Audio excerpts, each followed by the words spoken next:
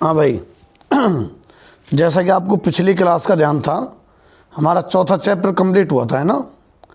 और चौथे chapter complete होने के बाद, अच्छा चौथा चैप्टर मैं बता रहा हूँ आपको, कोर्स में से इस बार हटा दिया गया है। बढ़िया बात है, आपने पढ़ लिया है। हम तो सारा कोर्स ही कराएंगे, आपको बताया था पहले भी।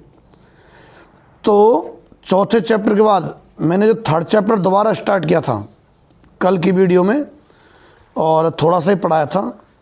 तो हमारी जो टेक्निकल टीम है जो इसको अरेंज करती है, उनका ये कहना है कि आपका तीसरा चैप्टर पहले हो गया, फिर थोड़ी गचपच हो गया, आप नया फ्रेश चैप्टर चलाओ ताकि वीडियो हम क्रम से सेट कर सकें। आगे फ्यूचर के हिसाब से सोच रहे हैं ना, तो थर्ड चैप्टर थोड़ा हम बाद में ही कराएंगे फिर। अब मैं पहला चैप्टर करा रहा हूँ, ठीक है। थर्ड चैप्टर जो क्लास होंगी ना, स्कूल चालू हो जाएंगे, उस समय क्लास के साथ ही रिकॉर्डिंग कर लेंगे। तीसरा चैप्टर स्कूल में दोबारा पढ़ाया जाएगा ना, उस समय भी हम रिकॉर्डिंग करेंगे हम लोग। तो उस समय ही जो तीसरा चैप्टर है उसकी रिकॉर्डिंग वापस से चालू कर दी जाएगी, तो उस समय पढ़ लीजिएगा, या फिर उससे पहले देख लेंगे कभी भी। अभी मैं पहला चैप्टर जो है समुच्चय नाम से है शायद, है ना। एक मिनट देखता हूँ क्या नाम है। समुच्चय नाम से है पहला चैप्टर, उसको पढ़ा रहा हूं मैं ना।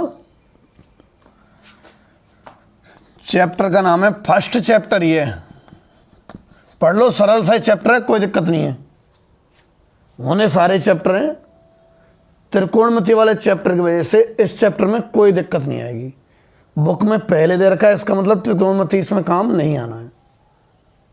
समुच्चय इंग्लिश में इसको सेट्स बोलते हैं भाई, ठीक है, सेट। अच्छा सेट वही है क्या, जैसे हम एक साड़ियों का सेट, मतलब 4-5 साड़ियों इकट्ठी, तो उनको अपन क्या बोलते हैं, साड़ियों का सेट। 4-5 इकट्ठी कर दी, इकट्ठी करी हुई कोई चीज़ों को क्या बोलते हैं अपन, सेट बोलते हैं। यानी कि समुच्चय का दूसरा नाम है इकट्ठा। अब इकट्ठा को थोड़ा और अच्छी भाषा में लें तो संग्रह, ठीक है। समुच्चय मतलब रहा करता है, थोड़ा सा ये चैप्टर है ना भाई, भाषा वाला है। ये जो चैप्टर है ये भाषा वाला है। अच्छा एक बात और भूल गया मैं, आज लाइव इसलिए नहीं ली है, चाहे मैं चलो बता दूंगा। पहले मैं कहीं बाहर जा रहा हूं, तो इसलिए जल्दी सुबह रिकॉर्डिंग करके जब जा रहा हूं, इसलिए लाइव नहीं ले पा रहा हूं। तो समुच्चय का मतलब एक तरीके से संग्रह समझो, ठीक है भाई। समुच्चय का मतलब एक तरीके से क्या समझो आप लोग, संग्रह, एकत्रित करना, ठीक है। अच्छा तो ये तो मतलब बताया है, पर किताबी जो है भाषा, उसमें समुच्चय की परिभाषा बताता हूं। ये थ्योरेटिकल चैप्टर है, गुणा भाग तो होंगे ही नहीं इसमें। ज़्यादातर काम भाषा पे ही चलेगा। एक तर्क वितर्क वाला चैप्टर समझो आप इसे, ठीक है। इसे आप एक तर्क वितर्क वाला चैप्टर समझो। इसमें मैथमेटिकल कैलकुलेशन बिल्कुल नहीं है, केवल भाषा या तर्क या थोड़े 10-5 चिन्ह हैं, चिन्ह, उन चिन्हों का, जैसे बिलोंग्स टू वाला चिन्ह आया था एक, वो वाला हुआ, इसमें आएंगे वो सब। समुच्चय का परिभाषा अगर देखना चाहें है तो संग्रही, ठीक है, पर सुपरिभाषित वस्तुओं का, क्या लिख रहा हूं मैं, सुपरिभाषित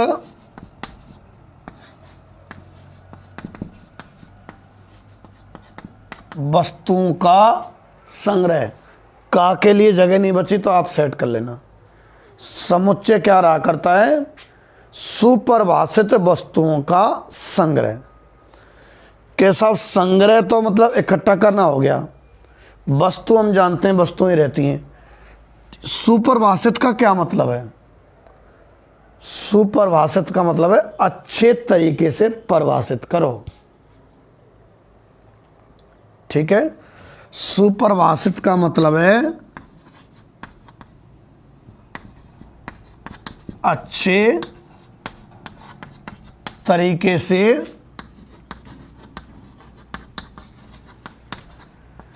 परिभाषित। सुपरिभाषित का मतलब है अच्छे तरीके से परिभाषित। कैसा? साधारण तरीके से परिभाषित और अच्छे तरीके से परिभाषित। क्या अंतर है? अंतर है, देखो एग्जांपल लूं। मैं आपसे कहता हूं कि जाओ और मिठाई की दुकान है जिसमें 50 तरीके की मिठाई है, उनमें से 10 अच्छी अच्छी वाली मिठाई लेके आना। ठीक है, 10 प्रकार की अच्छी मिठाइयों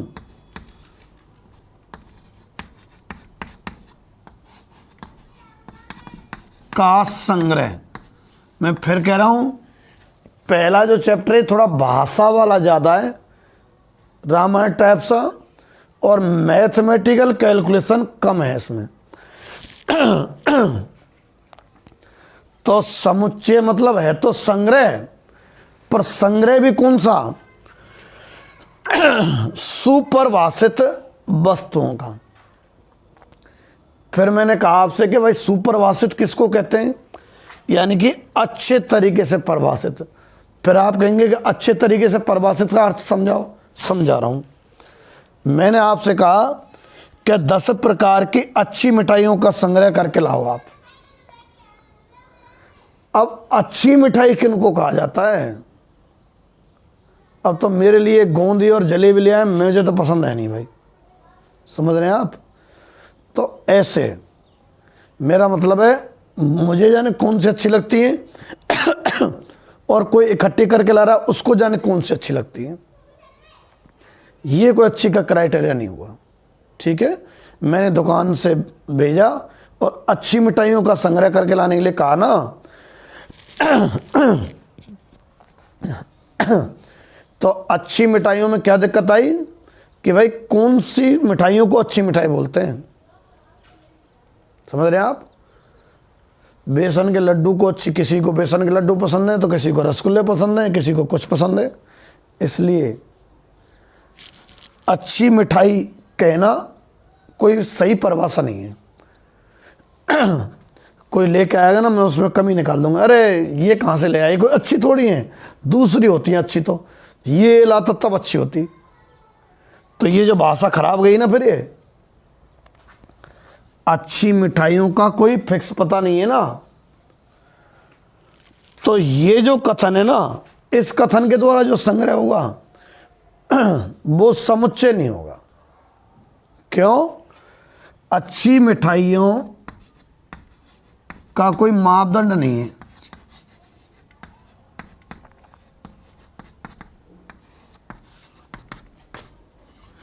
किनको अच्छी कहा जाता है?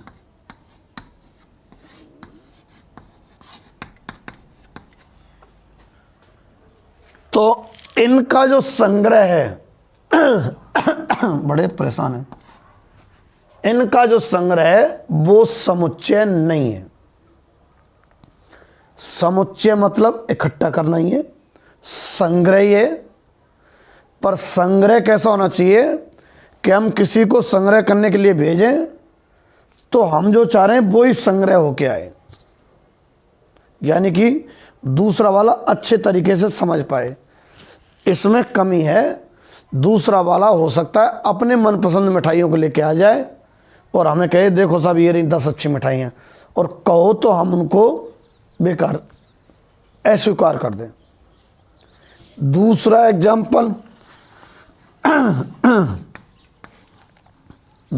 एग्जाम्पल, मैं आपसे कहूं, ठीक है, कि भाई भारत में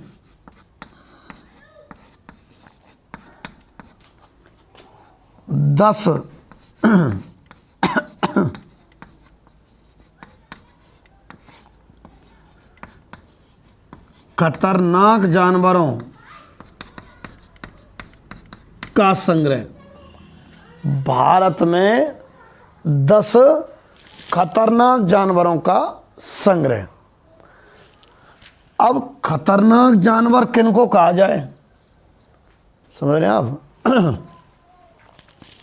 खतरनाक जानवर किनको कहा जाए? बहुत से तो शेर से भी नहीं डरते और बहुत से कॉकरोच से भी डरते हैं। कॉकरोच भी जानवर श्रेणी मान लो। बहुत से गाय को खतरनाक गाय से डरते हैं, भैंस से डरते हैं, कोई भालू से डरता है।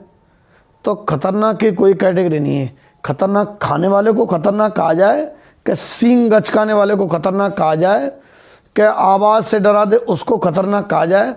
खतरनाक की भी कोई ढंग से परिभाषा नहीं है। ठीक है, तो ये जो संग्रह है ये संग्रह समुच्चय नहीं कहलाएगा। कैसा? आप तो फिर बताओ तो सही, किनको संग्रह, जो किस संग्रह को समुच्चय कहेंगे? बताता हूं।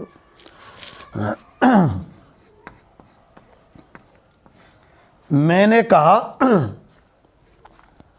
कि जाओ 12वीं क्लास में से उन बच्चों का संग्रह करके लाओ जिनकी परसेंटेज 10वीं में 80 से ऊपर है।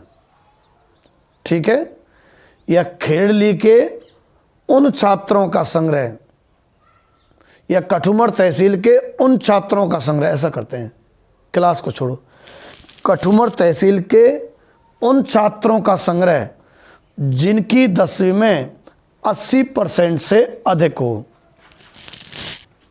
कठुमर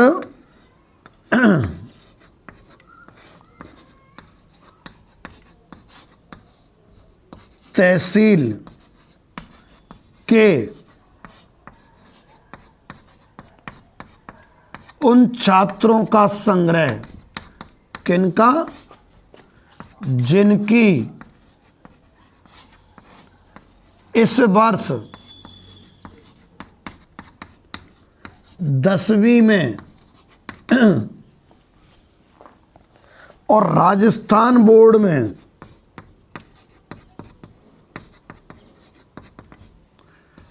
80% से अधिक आई हो।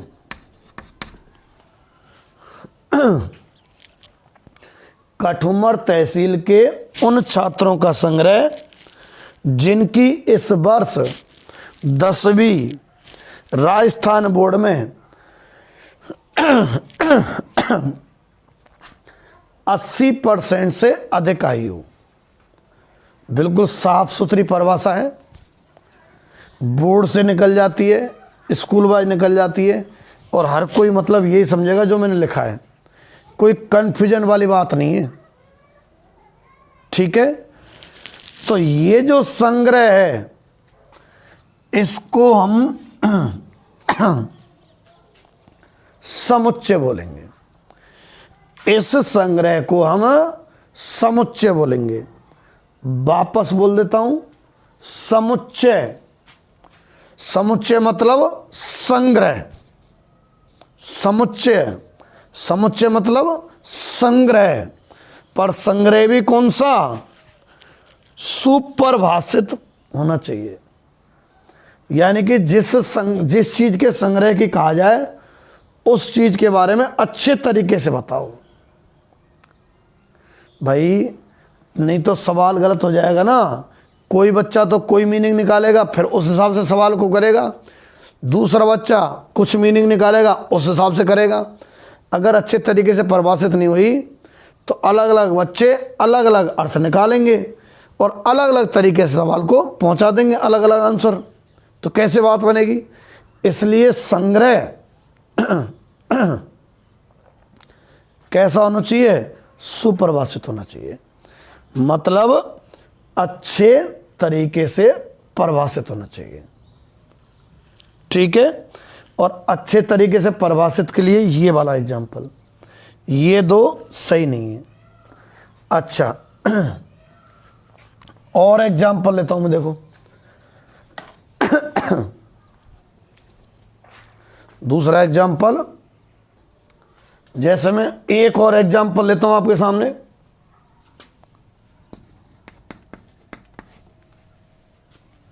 कि भारत के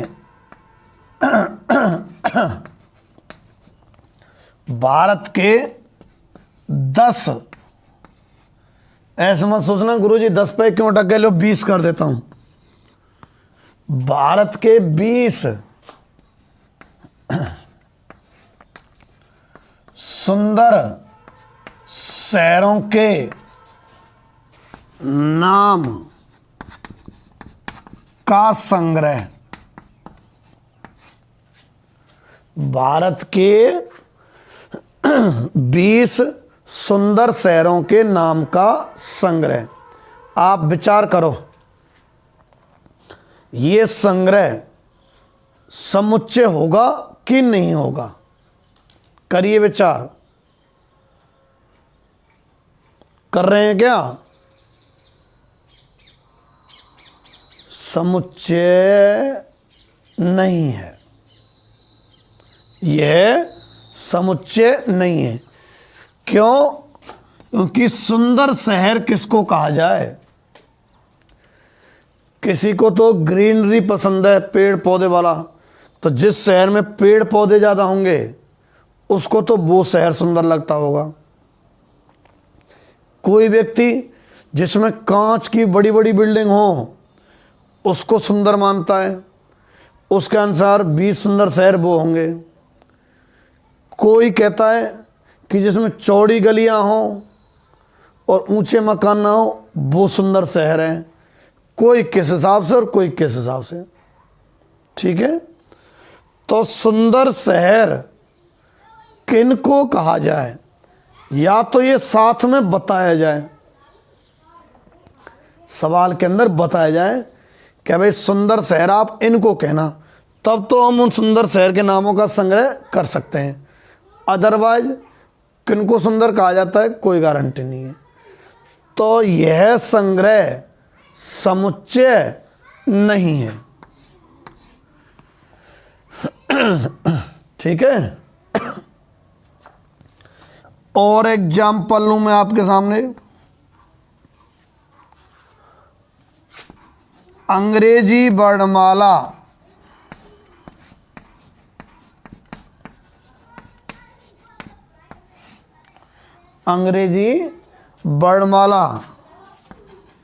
के अक्षरों का संग्रह।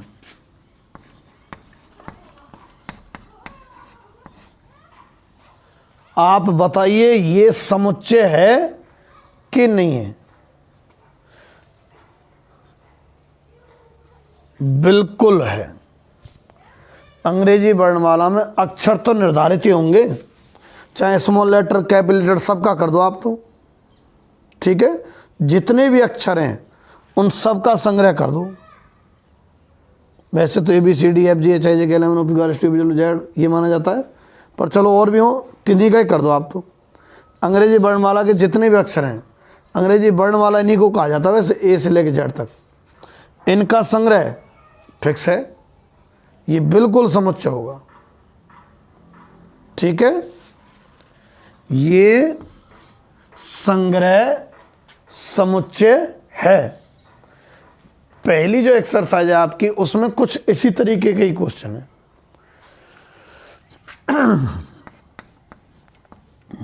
आपसे कहा जाए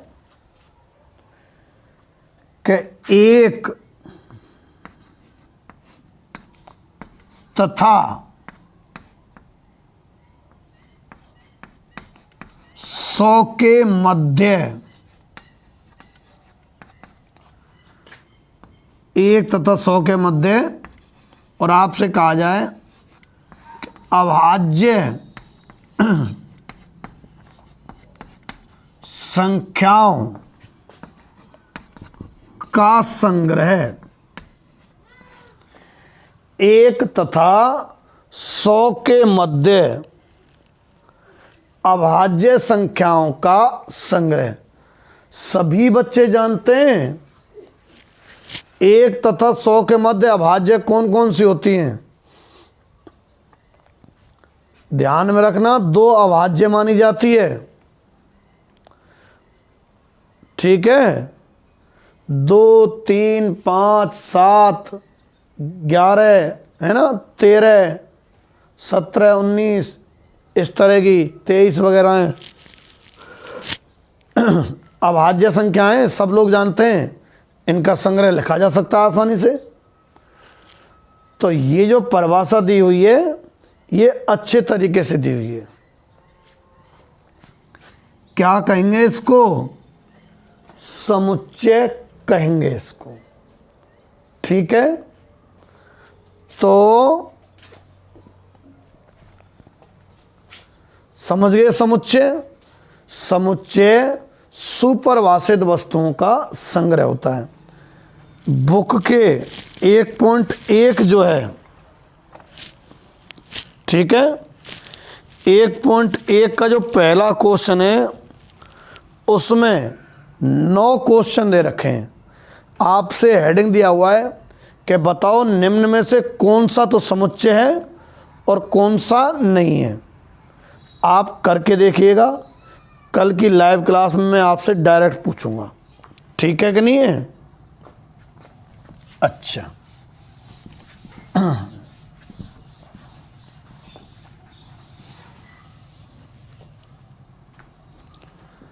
अब अगले स्टेप पर चलते हैं कि अब चूंकि ये गणित का चैप्टर है तो इसमें अधिकतर जो संग्रह है ना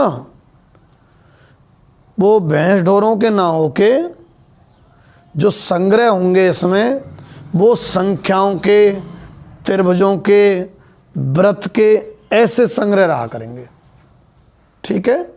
तो अधिकतर जो इसमें संग्रह होंगे वो किसके होंगे? नंबर्स के, संख्याओं के संग्रह। संग्रह मतलब कलेक्शन, इंग्लिश में बोलते हैं well defined collection of object, well defined collection of object, सुपरिभाषित संग्रह होना चाहिए, है ना। अच्छा, अब अपन आगे चलते हैं कि इन संग्रह को व्यक्त कैसे किया जाता है। भाई इकट्ठा अगर कर रहे हैं किसी चीज़ को, अगर फिजिकल एग्जिस्टेंस है वस्तुओं का, सचमुच में हैं, दिखती हैं, उनको तो किसी बर्तन में रखा जा सकता है। संख्याएं कुछ दिखती तो है नहीं ऐसे, वो तो लिखी जाती हैं। भाई जैसे मिठाइयाँ तो होती हैं, हाथ में ले सकते हैं, ऐसे संख्याएं कोई हाथ में थोड़ी ले सकते हैं। तो मिठाइयों को तो डिब्बे या कोई बर्तन में रखा जा सकता है, संख्याओं को कैसे रखेंगे? ये तो पन्ने पर चला करेगा ना सिस्टम। तो इसमें क्या सिस्टम रहेगा उनको संग्रह करने का? संग्रह को किस में रखा जाया करेगा, ठीक है। तो वो जो समुच्चय है, दूसरी बात चल गई है,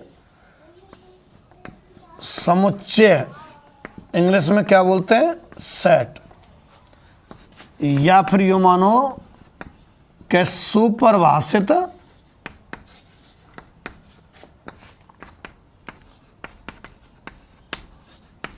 वस्तुओं का संग्रह। इसको हालांकि तीनों ब्रैकेट में व्यक्त किया जा सकता है, को मुख्यतः जो है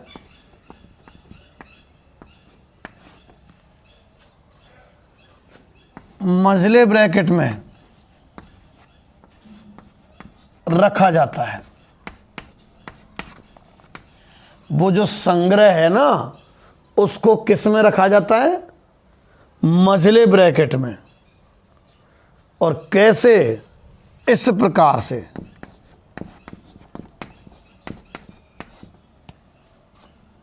यूं मंझला ब्रैकेट रहेगा, पहली वस्तु चाहे वो संख्या हो सकती है, कोमा, है ना, दूसरी वस्तु, कोमा, तीसरी वस्तु। अब वो वस्तु संख्या भी हो सकती है ऐसे, ठीक है। जिन वस्तुओं का वस्तु संख्याओं को भी वस्तु ही बोलता है, ठीक है।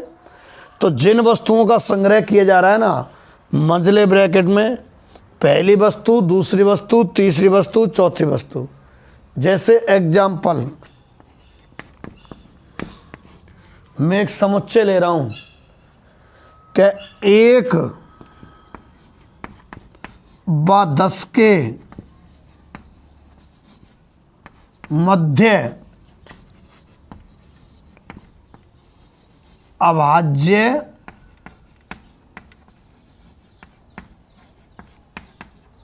संख्याओं का संग्रह। पहले तो मुझे ये बताओ ये समुच्चय है कि नहीं है, पूछ रहा हूं मैं आपसे, बताओ ये समुच्चय है कि नहीं है।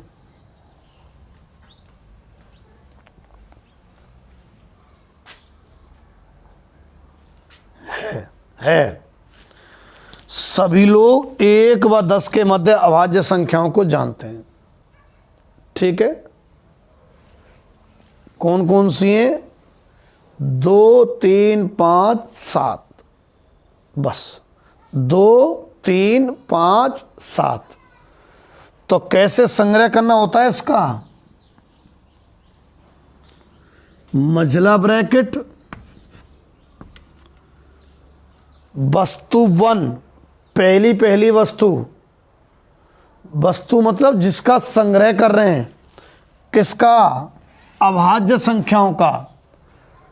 लिखाओ कौन सी? 1 व 10 के मध्य, 1 व 10 के मध्य अभाज्य संख्या है ना। पहली वस्तु 2, 3, 5 और 7, ठीक है। लिख दिया ना संग्रह। तो इस तरीके से व्यक्त करते हैं मंझले ब्रैकेट में उन वस्तुओं को। अब धीरे धीरे ये जो वस्तुएं, इनका नाम बदल रहा हूं मैं। जिन चीज़ों का संग्रह किया जा रहा है ना, जिन वस्तुओं का, उनका मैं नाम बदल रहा हूं। कैसे बदल रहे हो? गणितीय रूप में इस चैप्टर के अंदर वस्तुओं को कहा जाएगा अवयव, ठीक है। नोटेबल पॉइंट, जिन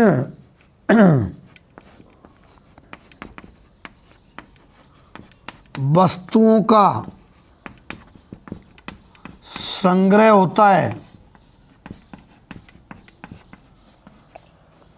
उन वस्तुओं को क्या बोलता है ये?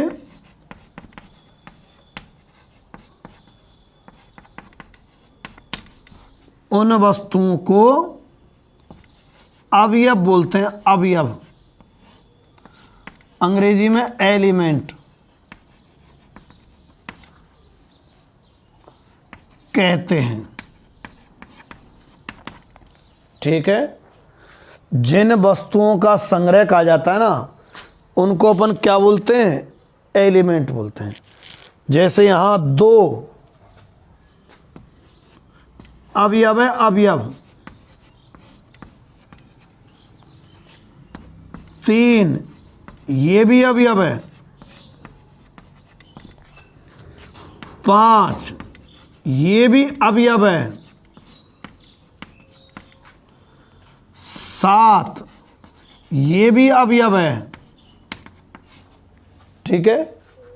2 अवयव है, 3 अवयव है, 5 अवयव है, 7 अवयव है। कितने अवयव हैं इस संग्रह में? 4। कितने एलिमेंट है? 4। अब मैं वस्तु खत्म कर दूंगा नाम, और धीरे धीरे क्या बोलना स्टार्ट कर दूंगा? इनको मैं अवयव बोलना स्टार्ट कर दूंगा, ठीक है कि नहीं है? अच्छा, आगे बढ़ते हैं थोड़ा सा।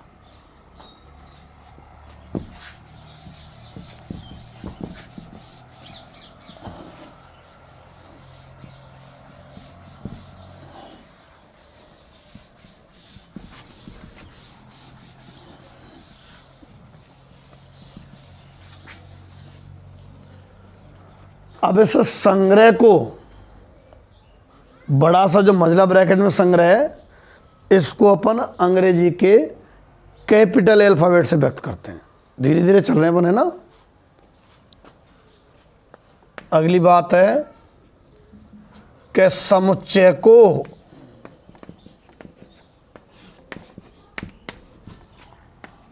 अंग्रेजी के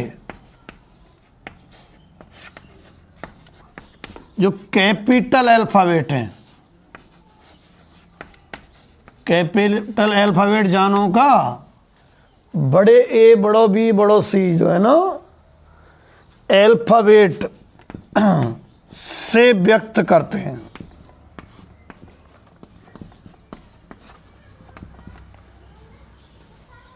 समुच्चय को अंग्रेजी के कैपिटल अल्फाबेट से व्यक्त करते हैं। ठीक, अच्छा, जैसे ऐसे लिखा करेंगे, ए बराबर, अभी अभी था ना, जैसे 2 3 5 7, इस संग्रह को कुछ ना कुछ नाम दे दिया भाई। जैसे अपन 10वीं पास करके जो बच्चे आए, उनको हम एक कमरे में इकट्ठा कर देते हैं, तो कमरे की दीवार का काम तो ये कर रहे हैं। कौन? देखो, ये बच्चे हैं जो 10वीं से 11वीं में आए ना, वो तो ये बच्चे हैं मान लो, और ये कमरे की दीवारें हैं, और उस कमरे में बच्चों का जो संग्रह है, उसको अपन क्या नाम दे देते हैं? 11th art, 11th math, 11th bio, नाम तो देते हैं संग्रह को कुछ ना कुछ। खेड़ली एक संग्रह ही तो है, व्यक्तियों का संग्रह ही तो है खेड़ली, तो इस संग्रह को क्या नाम दिया हुआ है? खेड़ली। ऐसे इस संग्रह को कुछ ना कुछ से तो व्यक्त करेंगे, कैपिटल अल्फाबेट से व्यक्त कर लेते हैं। ठीक है, इनको तो अपन क्या बोलते हैं, ध्यान है ना, ये जो है इनको तो क्या बोलते हैं अपन? अवयव बोलते हैं, अवयव। सभी को ध्यान होगा, है ना। ठीक है साहब, अब क्या है, एक चिन्ह है जिससे मैं आपको रूबरू करा रहा हूं। बिलोंग्स टू का चिन्ह है। चिन्ह है बिलोंग्स टू। ये रहा चिन्ह। ठीक है, इस चिन्ह को क्या पढ़ते हैं? बिलोंग्स टू पढ़ते हैं भाई। से मान लो, से हिंदी अनुवाद एक तरीके से मान लो, या वहां से ऐसे कर लो मान लो। ये चिन्ह जो है हमेशा किस तरह से आएगा? इधर की तरफ तो अवयव लिखा जाया करेगा हमेशा, इधर तरफ, और इधर की तरफ समुच्चय लिखा जाया करेगा। कौन सा समुच्चय है? जिसमें से अवयव लिया गया है, जिसमें से अवयव लिया गया है, यहां वो समुच्चय लिखा जाया करेगा। जैसे ए बराबर 2 3 5 7 तो था ही, बी बराबर 11 19 27 और 30 आ जाए तो 3 बिलोंग्स टू। अगर आपने बी लिख दिया, 3 बिलोंग्स टू बी, यहां तो अवयव है, तो यहां वो समुच्चय आएगा जिसमें से 3 लिया गया है। किस में से लिया गया है? 3 ए में से लिया गया है ना। यहां देखो, इसमें कहां है 3? गलत है।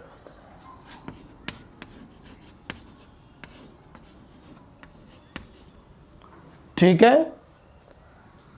जबकि अगर इसको यूं लिखा जाता कि 3 बिलोंग्स टू ए, 3 ए में से लिया गया है, बिल्कुल सही बात है। तो बिल्कुल सही है ये, ठीक है। अच्छा, यूं तो लिखा जा सकता था कि 3, इसको काट दिया ना मैंने, इसको पढ़ते not belongs to, 3 belongs to नहीं, बिल्कुल सही बात है। बी, ये कथन तो सही लिख रहा है, 3 not belongs to B, 3 B में से नहीं है, सही बात है, ये सही है, ठीक है। तो कई इस पर भी आधारित होंगे। अभी आज मैं इतना ही पढ़ा रहा हूं। इस थ्योरी से संबंधित जो क्वेश्चन आप उनको करके देख लीजिएगा। इसमें मुंह जबानी के क्वेश्चन है ज़्यादातर, कोई खास फेयर संबंधी रफ संबंधी है नहीं।